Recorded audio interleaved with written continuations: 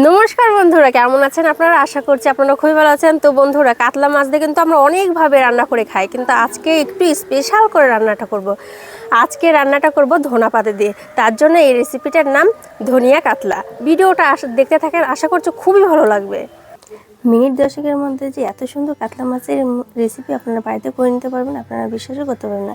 তো এখানে আমি 4 পিস কাতলা মাছ নিয়ে নিয়েছি। হলুদ, লবণ আর শুকনো লঙ্কার গুঁড়ো দিয়ে আমি ভালো করে মেখে নিলাম। মেখে নেওয়ার পরে এখন ভেজে নেব। মাছগুলো হালকা ভাজতে হবে, বেশি ভাজার কোনো প্রয়োজন নেই। এপিট ওপিট উল্টিয়ে লাল করে ভেজে নেব।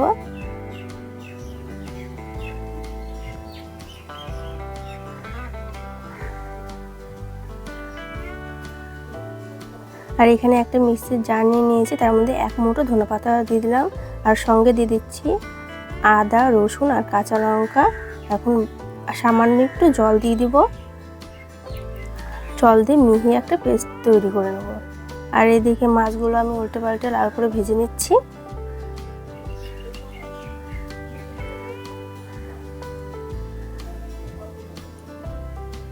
সবগুলো মাছ ভাজা হয়ে গেলে এক এক করে এখন তুলে নেব।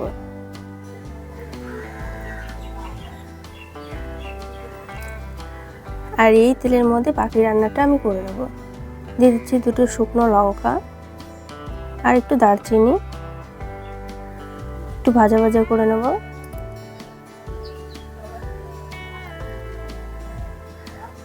আর এখানে নিয়েছি 2টো মিডিয়াম সাইজের পেঁয়াজ, ঝুরঝুরি করে কেটে নিয়েছি, দিয়ে দিচ্ছি। এখন পেঁয়াজগুলোকে খুব সুন্দর করে ভেজে নিতে হবে। আর এই রান্নাটা যে এতটাই সুন্দর হয়, খেতে অসাধারণ লাগবে। গরম ভাতের সঙ্গে তো জমে ক্ষীর, আর কিছুই লাগবে না এই রেসিপিটা থাকলে। আর কত সুন্দর করে পেঁয়াজগুলোটাকে ভেজে নিলাম। আর এই ধনা পাতার পেস্টটা আমি সম্পূর্ণ দিয়ে দিলাম। আর মিক্সির জারটা ধুয়েও সামান্য একটু জলটা দিয়ে দিব।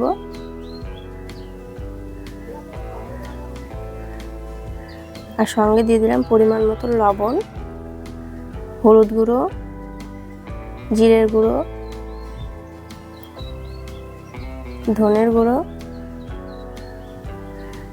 এখন মশলাটাকে খুব সুন্দর করে কষিয়ে নিতে হবে।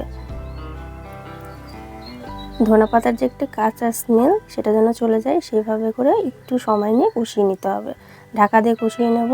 এই যে ঢাকনাটা তুলে দেখলাম যে কেমন হয়েছে। খুব সুন্দর করে মশলাটা কষানো হয়ে গেছে। আর দিয়ে দিলাম এর মধ্যে গ্রেভি রাখার জন্য কিছুটা জল।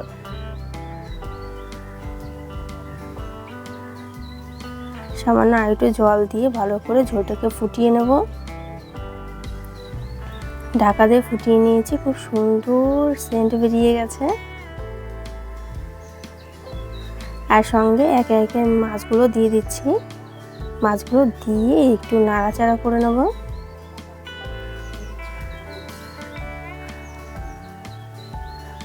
গ্রেভির সঙ্গে মাছগুলোকে মিশিয়ে নিয়ে তারপরে আবারও ঢাকা দিয়ে কিছুক্ষণের জন্য রেখে দেব, গ্যাসের ফ্লেমটা লো করে। আর দেখেন কতটা সুন্দর লাগছে দেখতে। শেষে একটু গরম মশলা ছিটিয়ে দিলাম। আর এই গরম মশলা দেওয়ার জন্য কিন্তু খুব সুন্দর একটা সেন্ট বেরিয়েছিল, খেতে অসাধারণ লাগছিল। আর ঢেকে মাছ দেওয়ার পর ঢেকে এই রান্নাটা করার পরে মাছের মধ্যে যে ধনা পাতার একটা স্মেল থাকে, সেটা ঢুকে যায় খুব সুন্দর করে, আর খেতে অসাধারণ লাগে। তো বন্ধুরা, এই রেসিপিটা আপনাদের কেমন লাগলো অবশ্যই কিন্তু কমেন্টে জানাবেন। আর এরকম নতুন নতুন রেসিপি পেতে আমার চ্যানেলটিকে সাবস্ক্রাইব করে রাখবেন অবশ্যই। আর এরপরে আমার কোন রেসিপি আপনারা দেখতে চান সেটাও কিন্তু কমেন্টে জানাতে পারেন। এই এক থালা ভাত কিন্তু সত্যি নিমেষে শেষ হয়ে যাবে। একটা মাছ আর একটু জাস্ট সামান্য গ্রেভি।